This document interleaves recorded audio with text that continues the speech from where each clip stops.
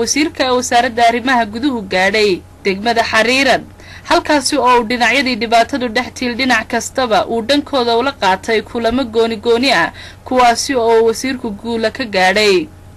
kadib guura iyo galab carrow dabadeed waxa wasiirku saaka kulan ballaaran kula qaatay xarunta maamulka gobolka madax dhaqameedkii muddada xidhnaa ee ooda laga qaaday isagoo wasiirku halkaasina ka soo jeediyay hadallo dardaarana nabadda sida kaliya ku hoji karaya waxa weeye